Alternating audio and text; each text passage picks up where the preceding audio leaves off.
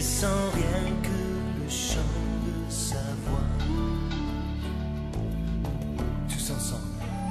Je suivrai mon Seigneur et mon Maître, sans jamais m'éloigner de ses bras, sans que rien ici-bas ne m'arrête, et sans rien que le chant de sa voix.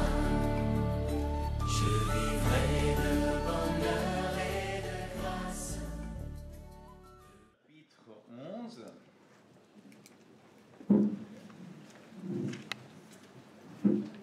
Romains chapitre 11, et on va lire de verset 1 à verset 15. Romains 11, de 1 à 15.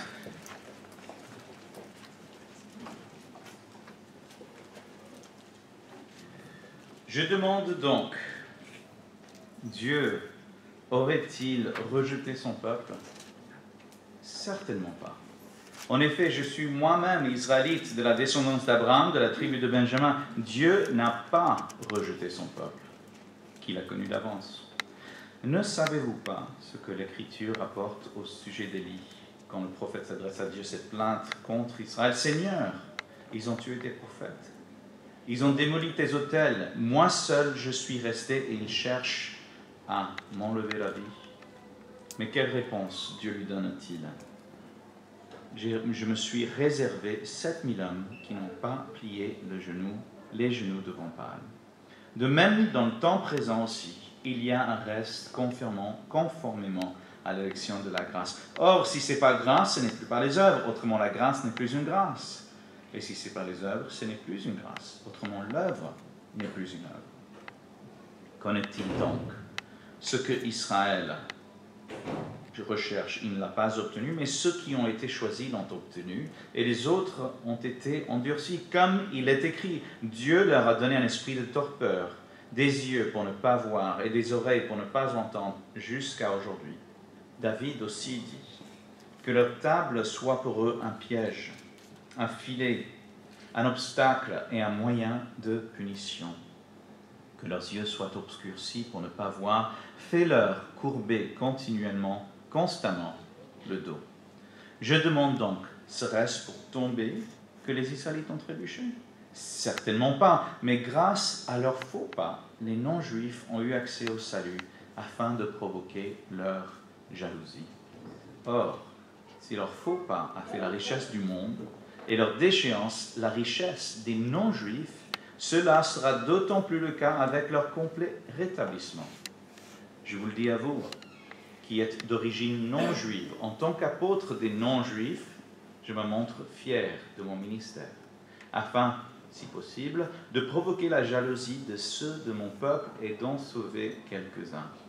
En effet, si leur mise à l'écart a entraîné la réconciliation du monde, que produira leur réintégration, sinon le passage de la mort à la vie? En effet, si leur mise à l'écart a entraîné la réconciliation du monde, que produira leur réintégration, sinon le passage de la mort à la vie? L'apôtre veut aller en Espagne. Et c'est pour ça qu'il écrit cette lettre. Il écrit cette lettre à l'église de Rome parce que, comme il le dit ailleurs dans l'épître, il a entendu parler de leur foi dans le monde entier. Et lui, en tant qu'apôtre des païens, des non-juifs, il est appelé à aller là où l'évangile n'a pas encore été prêché, à savoir l'Espagne. Mais il n'y a pas d'église en Espagne. Et Paul savait mieux que personne qu'un missionnaire, et même le grand apôtre qu'il était, ne pouvait exercer sa mission auprès des non-croyants sans le soutien d'une église. Et c'est pour ça qu'il écrit cette lettre. C'est l'église la plus proche de l'Espagne, de son champ missionnaire. Mais il ne connaît pas cette église personnellement. Donc cette lettre est comme une lettre d'introduction, où il dit à l'église de Rome, « Allez, j'ai entendu que vous pouvez devenir mes potes. Allons prendre un verre ensemble pour faire connaissance. » Paul veut absolument que l'Église et lui s'entendre sur un sujet qui pour lui est principal. Et ça, c'est l'Évangile. Pourquoi l'Évangile? Eh bien parce que à cette époque, au fleurissement de la culture gréco-romaine, à cette époque où l'hellénisation avait fait le tour du monde, il y avait plein d'évangiles, plein de bonnes nouvelles, des sagesses, des choses positives pour pouvoir construire sa vie. Plein de livres édités, comment perdre du poids, comment réussir son couple, plein de bonnes nouvelles. Mais Paul ne parlait pas de n'importe quelle bonne nouvelle, il parlait de ma bonne nouvelle, ou la bonne nouvelle, l'évangile de Jésus-Christ. Et il passe de Romains chapitre 1 jusqu'à Romains 8 pour parler justement de ce thème du péché, du salut, du Sauveur. Le fait que Dieu s'est incarné dans la personne de Jésus pour mourir pour vos péchés comme pour les miens. Ensuite, il est ressuscité d'entre les morts pour qu'on puisse tous être réconciliés avec Dieu. Il dit, nous avons maintenant la paix avec Dieu, ce qui veut dire qu'avant, nous étions en guerre avec Dieu. Et c'est ça ce que Paul veut être sûr qu'on est sur la même longueur d'onde. Il passe les premiers 8 chapitres de Romains à faire justement cela, à expliquer l'Évangile. Eh bien, arrive le chapitre 9, 10 et 11 au sujet d'Israël. Et pourquoi est-ce que ça les concerne? En fait, pour savoir pourquoi ça concerne l'Église à Rome, il faut comprendre d'où vient cette Église à Rome. Est-ce que vous vous êtes déjà posé la question? Comment est-ce que cette Église a commencé? Comment est-ce que l'Église a été fondée? Qui étaient ces premiers chrétiens romains? Eh bien, cette Église de Rome a commencé à Jérusalem. Est-ce que vous vous rappelez de cette prédication, cette première prédication de Pierre à Pentecôte à Jérusalem? Vous savez qui était réuni à Jérusalem à cette époque? Les hommes juifs les plus religieux du monde à cette époque. Parce que selon la loi juive, l'homme juif doit se rendre à Jérusalem pour la fête de Pentecôte. Et c'est pour cela qu'à la fin de son discours, on entend qu'il y avait présent des juifs de Rome. Ces juifs de Rome, en entendant la prédication de Pierre, ont dit, frères, que faisons-nous, que pouvons-nous faire pour être sauvés? Et Pierre a dit, repentez-vous, chose qu'il a fait. 3000 personnes juives ont accepté le Seigneur ce jour de Pentecôte. Et ces hommes juifs sont retournés à Rome, ont établi une petite communauté, et tout comme partout ailleurs dans l'Empire, des non-juifs commençaient aussi à se donner au Seigneur. Gloire à Dieu. Mais qu'est-ce qui se passe? Eh bien, entre en scène l'empereur Claude, qui n'aimait pas les Juifs. Il en avait marre des Juifs, mais voulait garder leurs biens. Donc il a expulsé tous les Juifs d'Italie, et lui, ne voyons pas la différence entre un Juif croyant en Jésus et un Juif non croyant en Jésus, cette Église se retrouvait du jour au lendemain avec la moitié des membres disparus. Imaginez-vous si le prochain culte où vous venez, le pasteur n'était plus là, la moitié des anciens, la moitié des membres, vos amis, vos familles, ont dû partir du jour au lendemain.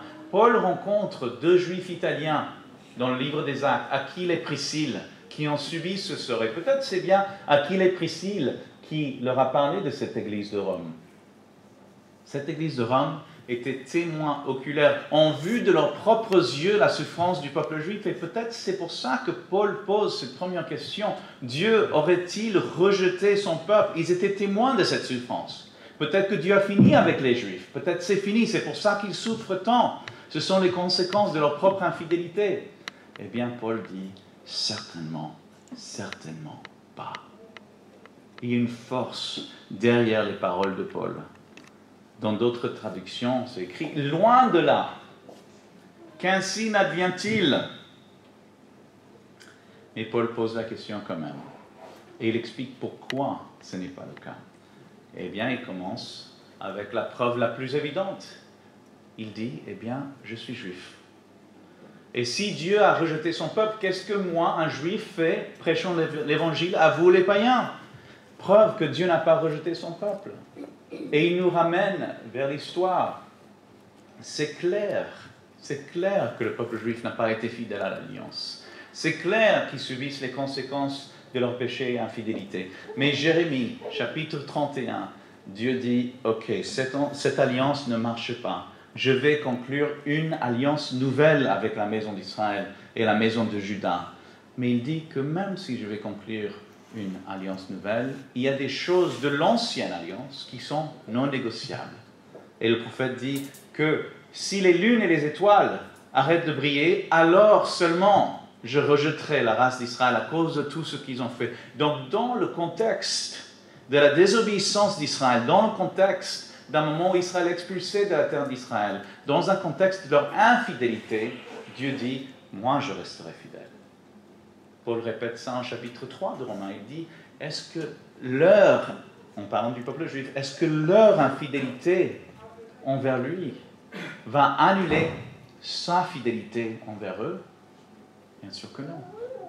Comme notre frère a dit le matin, pourquoi est-ce que lui, il est toujours fidèle et nous sommes infidèles?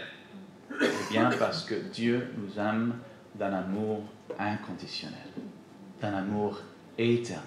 Et vous le savez aussi bien que moi, intuitivement, en tant que chrétien, on ne vit pas les vies qu'on aimerait, et pourtant la grâce de Dieu, la miséricorde de Dieu, l'amour de Dieu est toujours à notre rencontre, comme on a fait preuve lors de la Sainte Seine ce matin. C'est intéressant cette image, cet exemple d'Élie. Je compatis avec Élie. Élie ressent ce que beaucoup de juifs messianiques ressentent, qui sont les seuls croyants sur la terre, qu'il y a peu de juifs croyants en Jésus. Eh bien, la réponse divine, c'est non. Tu n'es pas seul. Il y a un reste. Il y a 7000 genoux juifs qui ne plient pas devant Baal. Paul dit de même aussi dans le temps présent, de même aujourd'hui, il y a ce symbole, ce petit reste dont les genoux ne fléchissent que devant Jésus-Christ à la gloire de Dieu le Père, de même aussi dans le temps présent. De qui parle Paul? Bien sûr, il parle de lui-même, et Jean, et de Jacques, et de Pierre, et des 12, n'est-ce pas? Et des 120 dans la chambre haute, et des 500 témoins de la résurrection de Jésus, et les 3000 qui ont accepté le Seigneur Jésus lors de la prédication de Paul, de Pierre, pardon. Et dans le livre des Actes, c'est écrit que chaque jour, le Seigneur rajoutait des âmes à l'Église, des âmes juives. Ce reste, selon l'élection de la grâce, preuve que non, Dieu n'a pas rejeté son peuple, non seulement parce qu'il est fidèle à sa parole, à son serment, à son alliance, mais aussi l'Esprit Saint est actif parmi les Juifs à les ramener au Seigneur. De même aussi dans le temps présent, 2018, en février, quelle date on est? 11 février 2018, il y a un reste. Juif pour Jésus fait parmi ce reste. Mais aussi, si cette parole de Dieu est vraie, est pertinente, est vivante, et véridique, ça veut dire que depuis que Paul a écrit ce passage, jusqu'à aujourd'hui, à chaque génération, il y avait ce reste des Juifs dont le genou fléchisse devant Jésus, le Messie, à la gloire de Dieu le Père. Quelle magnifique introduction que Paul fait à ce sujet d'Israël. Et après, la première fois, juste pour être honnête, j'étais un peu perturbé par le verset 6, je ne le comprenais pas trop. Je vais vous le relire. Or, si c'est par grâce, ce n'est plus par les œuvres. Autrement, la grâce n'est plus une grâce. Et si c'est par les œuvres, ce n'est plus une grâce. Autrement, l'œuvre n'est plus une œuvre. Alors, quand je me suis fait baptiser, je me souviens, j'ai suivi les cours de baptême, et peut-être pour vous c'était pareil. L'un des versets que j'ai mémorisé, c'est par grâce que vous êtes sauvés, non pas par les œuvres, afin que personne ne puisse se justifier. Vous connaissez ces versets, n'est-ce pas? C'est le b.a.-ba de la foi, on est tous d'accord. Ce sont les premières leçons qu'on apprend quand on vient au Seigneur. Pourquoi est-ce qu'il met cette leçon de la foi dans ce texte, dans ce traité théologique qu'est l'Épître aux Romains, sur ce sujet d'Israël et l'Église? Qu'est-ce que cela a à voir? Quel est le lien entre ce verset 6 et tout ce qui a précédé? Je ne comprends pas. Eh bien, je crois que Paul est en train de découvrir quelque chose, d'apprendre quelque chose, si vous voulez. Il écrit, bien sûr, sous l'inspiration de l'Esprit Saint.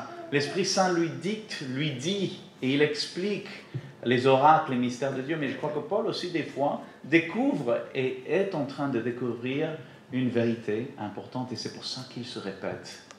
Ce n'est pas une grâce. L'œuvre n'est pas une grâce. Grâce n'est pas une œuvre. Sinon, l'œuvre, ce n'est pas une œuvre. C'est comme s'il est en train de mâcher, de digérer ce qu'il vient de découvrir. Pour pouvoir comprendre ce que Paul découvre par ce passage, il faut comprendre la vie de Paul, son parcours, son témoignage. Rappelez-vous comment il a commencé. Il a persécuté les premiers juifs croyant en Jésus. Pourquoi est-ce que Paul faisait ça? Est-ce que Paul était méchant? Je vais vous dire pourquoi il le faisait. Paul persécutait les premiers juifs croyant en Jésus par amour. Par amour pour son peuple Israël. Il voyait dans ces premiers juifs croyant en Jésus des traîtres, pire, des menaces pour le bien-être spirituel de son peuple. Rappelez-vous le chapitre 9. Je préfère être moi-même anathème pour ma famille, mes parents, mes cousins, mes cousines. Ma prière à Dieu est le vœu, pas l'un des vœux, pas l'une des prières. Ma prière continuelle, le vœu de mon cœur, c'est pour Israël, pour qu'il soit sauvé. Paul aimait son peuple et il a dit, le zèle qu'il avait pour le peuple juif et pour la Torah de Dieu dépassait celle de toute sa génération et il est allé aussi loin que la menace était jusqu'à Damas pour persécuter les juifs croyant en Jésus, pour protéger son peuple, par amour pour son peuple. Et après, il a été confronté au Messie ressuscité. Qu'est-ce qui s'est passé à cet amour?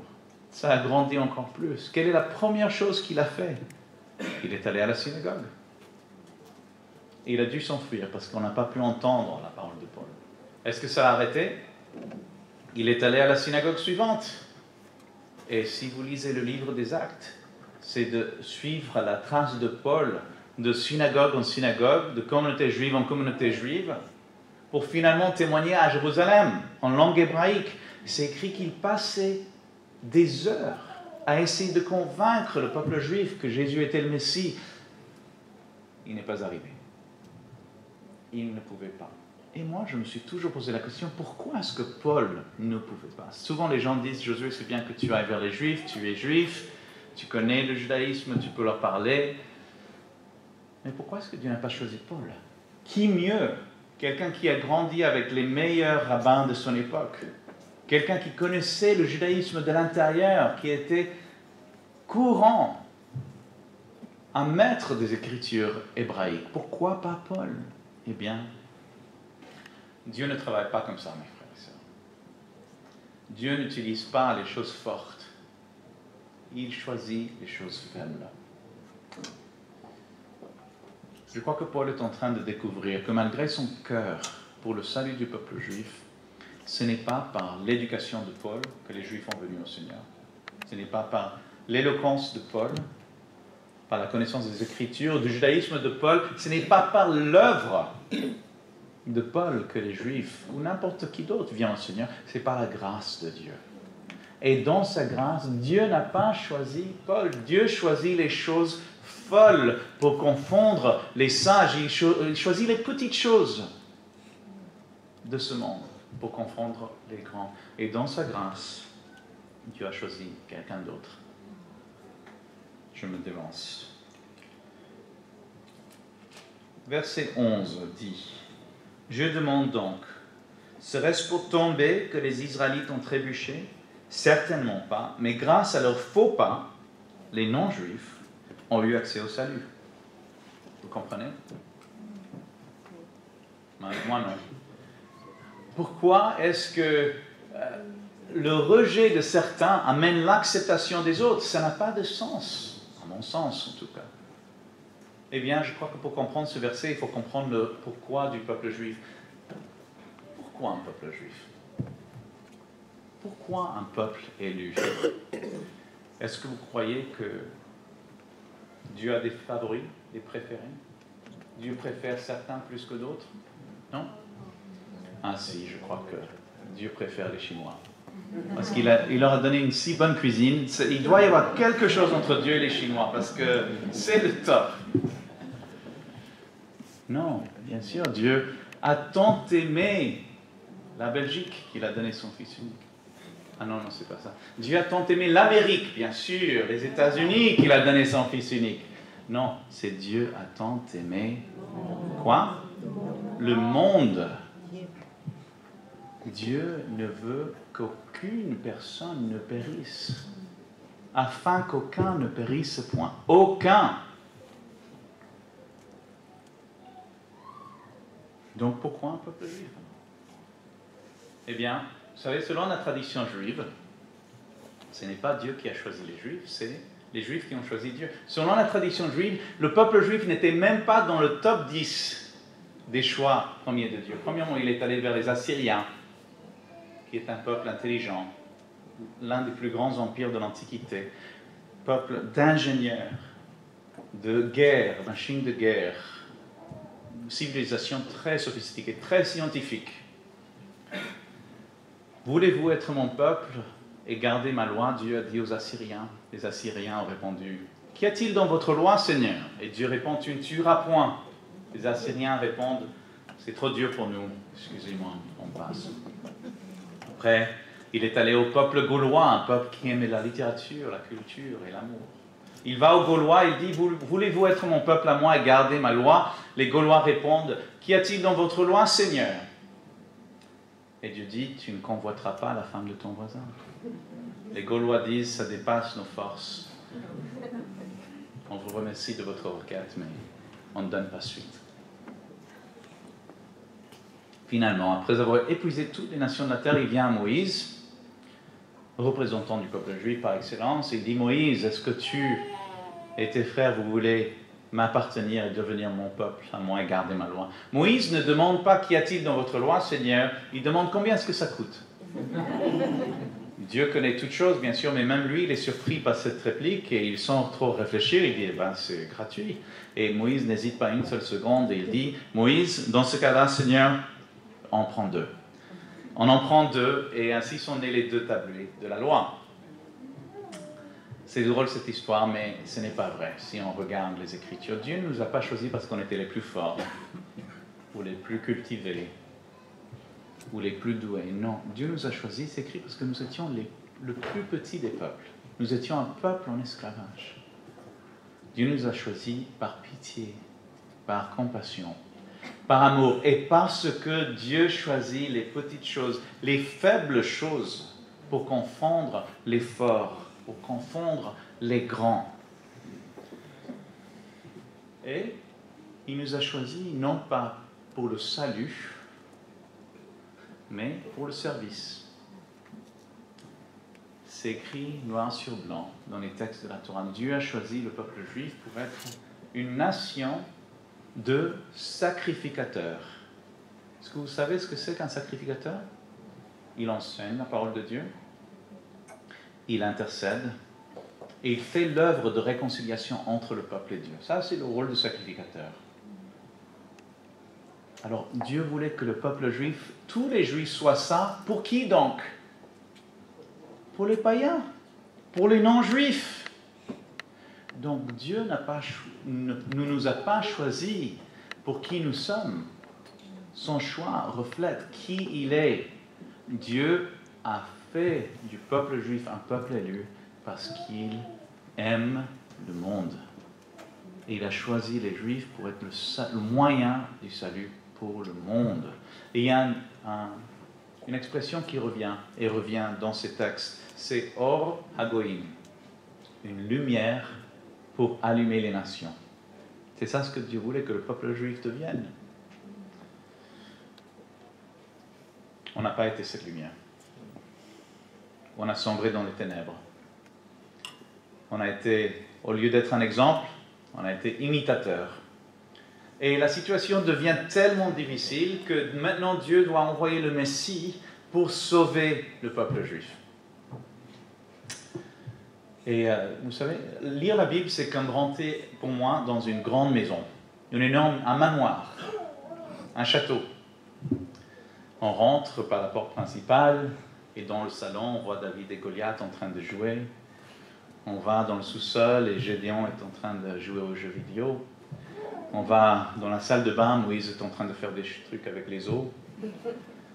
Et après, on passe de pièce en pièce et on voit différents épisodes de la Bible. Et après, à un certain moment d'avoir parcouru la maison, on rentre dans une pièce et elle est vide. Il n'y a qu'une voix en fait, qui parle, une conversation discrète entre deux personnes. On a presque l'impression qu'on n'est pas censé entendre ce qu'ils se disent. C'est Dieu qui parle au Messie au sujet de sa mission. Et ça se retrouve en Ésaïe 49, verset 6.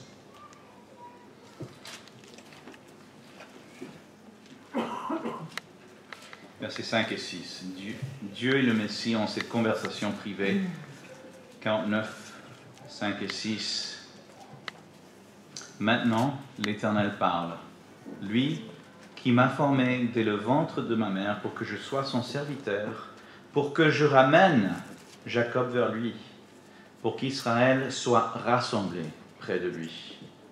J'ai de l'importance aux yeux de l'Éternel, et mon Dieu est ma force, il dit. Maintenant, c'est Dieu qui parle au Messie. C'est trop peu que tu sois mon serviteur pour relever les tribus de Jacob et pour ramener les restes d'Israël. Je t'établis pour être, écoutez bien, la lumière des nations, pour apporter mon salut jusqu'aux extrémités de la terre. Vous avez entendu ça? Je ne sais pas si la Belgique qualifie comme extrémité de la terre, mais c'est assez loin de Jérusalem où cette parole a été dite. Maintenant, revenons à ce verset 11 de Romains 11. Je demande donc, serait-ce pour tomber que les Israélites ont trébuché? Certainement pas. Mais grâce à leur faux pas, les non-juifs ont eu accès au salut. Voilà le pourquoi, le comment. Grâce au rejet du peuple juif, les Belges peuvent croire en lui. Grâce au rejet du peuple juif, les Chinois peuvent croire en lui. Grâce au rejet du peuple juif, même les Français ont accès au salut. Grâce à cette lumière qui est sortie du peuple juif pour aller vers les nations. Mais il y a autre chose qui m'interpelle dans ce même verset, et c'est la question de jalousie. C'est écrit afin de provoquer leur jalousie. Afin de provoquer leur jalousie. Alors j'ai 3 enfants qui sont encore petits et je connais la jalousie. Je sais ce que c'est. La jalousie, c'est, on est tous en voiture, on va en vacances pendant 6 heures et un enfant a quelque chose que les autres n'ont pas et les autres vont rendre les 6 heures de voiture misérables pour tout le monde jusqu'à ce qu'ils aient la même chose. Ça, c'est la jalousie. Les parents savent de quoi je parle. Ça veut dire que on veut quelque chose depuis notre tripe, on en a envie. Paul est en train de dire que vous, les chrétiens d'origine non juive, vous pouvez avoir cet effet sur Israël. Alors, sans trop nous vanter, ça veut dire que vous avez quelque chose que les juifs n'ont pas. Alors, on a quand même pas mal de choses. Hein. On a des luminaires, hein. On a Albert Einstein. On a Steven Spielberg. On a Woody Allen. On a Patrick Bruel, bon sang. Qu'est-ce que vous avez que nous n'avons pas? Eh bien, ça me rappelle le témoignage d'un confrère qui est juif. Se souvient la première fois qu'il a entendu l'évangile d'un chrétien au travail, qui était toujours en train de chantonner avec un grand sourire, toujours. Et un jour, il est venu vers lui, il a dit: pourquoi est-ce que vous êtes toujours content, heureux? Et ce jeune chrétien a répondu: parce que ton Messie vit dans mon cœur. Mon confrère a dit: mais qu'est-ce qu'il fait dans ton cœur, mon Messie? il a été jaloux. Ma femme est aussi juive, elle se souvient la première fois qu'elle a rencontré des chrétiens, il y avait tellement de paix, d'amour, de respect dans la maison. Elle ne comprenait pas, mais elle se souvient aujourd'hui avoir pensé ceci: je veux ça pour ma maison. Je veux ça. Elle ne savait pas ce que c'était que ça. Et c'était la présence de Dieu. C'était les promesses de Dieu, la parole de Dieu. Jaloux que vous avez une relation personnelle avec le Dieu d'Abraham, d'Isaac et de Jacob. Paul dit quelque chose. Il dit: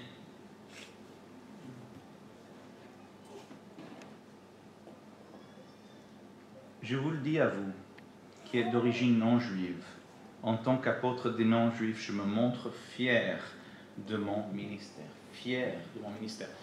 Juifs pour Jésus a fait un sondage de tous les juifs croyants en Jésus que nous connaissons un peu partout dans le monde. Ça fait quelques milliers. Et dans ce sondage, il y avait une question: comment est-ce que vous êtes devenu chrétien? 92% des juifs messianiques, des juifs croyant en Jésus aujourd'hui, le sont devenus grâce au témoignage chrétien non juif. Pourquoi? Parce que la parole de Dieu dit vrai.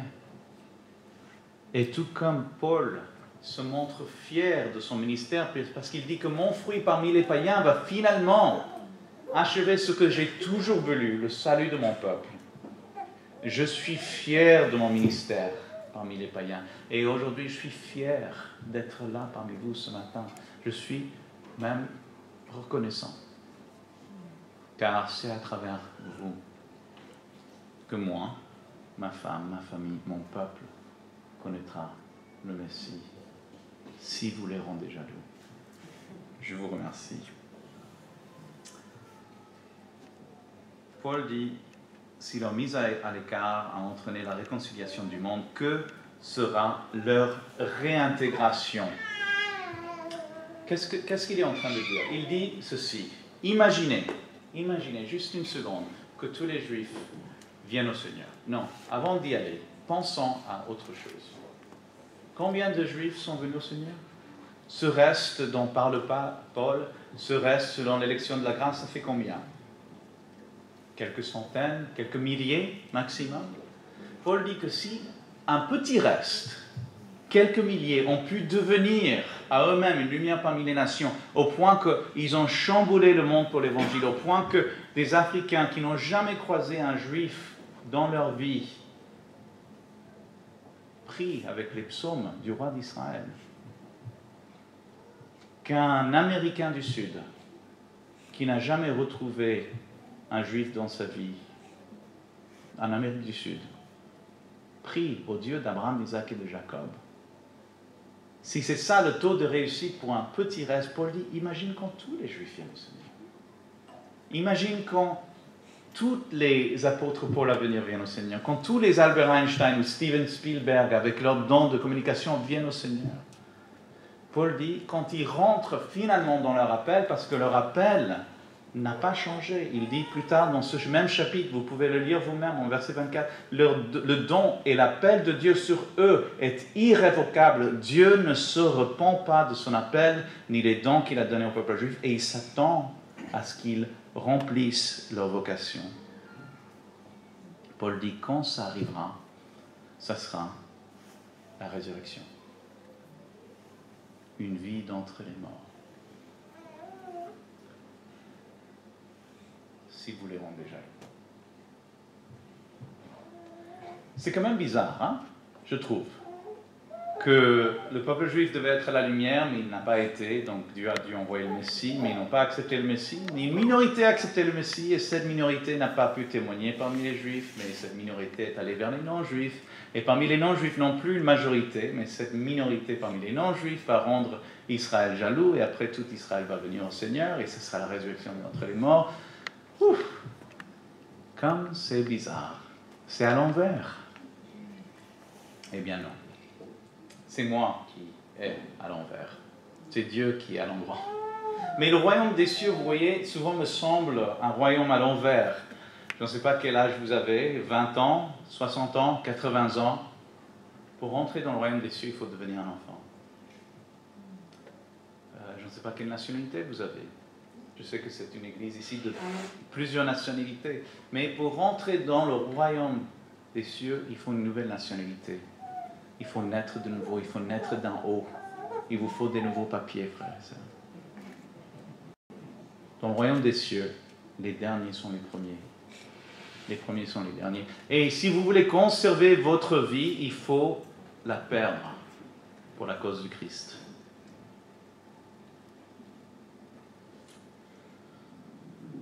Paul termine ce chapitre avec la louange qui est connue un peu partout dans le monde, en verset 33. Quelle profondeur ont la richesse, la sagesse et la connaissance de Dieu. Que ses jugements sont insondables et ses voies impénétrables. En effet, qui a connu la pensée du Seigneur? Ou qui a été son conseiller? Qui lui a donné le premier pour être payé en retour? C'est de lui, par lui et pour lui que sont toutes choses. À lui la gloire dans tous les siècles. Amen. Dieu d'Abraham, d'Isaac et de Jacob, nous te remercions pour l'amour que tu portes à mes frères et sœurs ce matin. Cet amour dont la preuve vivante est le peuple juif. Seigneur, je te prie que tu me donnes force et que tu donnes vocation à mes frères et sœurs de rendre jaloux, juifs et non-juifs autour d'eux, ce soir, demain, au travail.